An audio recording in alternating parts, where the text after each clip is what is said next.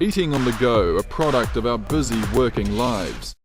But there is a growing movement that's trying to counteract this fast-paced eating by bringing back traditions of old. Called the slow food movement, it's based on the idea that we should eat healthy, pure food which is locally grown, seasonal and pesticide-free. So slow food really is how we all used to eat. It's not that much more complicated than that. And I think a simple way to think about it is, how did your grandmother eat? And how did she shop? And how did she cook? And that's pretty much what slow food broadly defines, is how we all used to eat. Chez Panisse is a symbol of this food for thought. Since opening its doors in 1971, restaurateur and slow food pioneer Alice Waters has been pushing the cause. When I first opened it, I was really looking for taste. And I couldn't find it back then.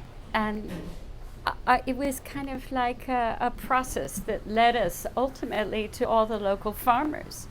And once we found them, we wanted to celebrate that relationship. And it comes from a desire to sort of be connected with people, to sit at the table with family and friends. It's something that we've been doing since the beginning of time. Eating locally, eating seasonally. But we've forgotten what a pleasure it is to do that.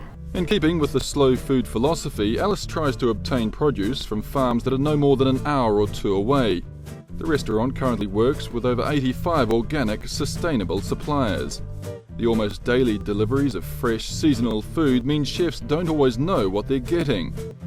With menus therefore not being locked down till the day of service, flexibility and creativity are core to Alice's kitchen. We have an outline of this that we kind of developed the week before so that we can send out the menus. But when it comes to the day, if this weren't apples and quince, which are pretty predictable right now, if it was some kind of berry, we'd wait till the very last moment and to see what the berries tasted like. If they're a little too tart, maybe we want to kind of make them into a jam.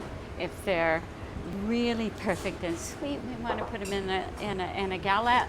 And it's a very flexible way of operating, isn't it? Fluid, perhaps? Right. But I can't imagine doing it any other way. Right. I can't imagine sort of having a menu and going out and trying to find the ingredients. I'm looking at these ingredients and it's telling me what I should cook. In San Francisco, a farmer's market offers consumers local produce. It's no secret that, on average, it does cost more to buy local, organic produce than going to your neighborhood superstore. But thanks to markets like this, communities are benefiting. When I go to any supermarket in America and I buy an apple, about 8 cents of the dollar that I spend on that apple goes to the farmer who grew it. Right. When I go to a farmer's market like this one, about between 40 and 60 cents of that dollar goes to the farmer.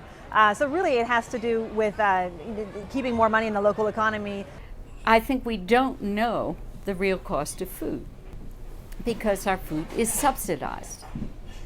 And we need to be educated about the work that goes into producing that food.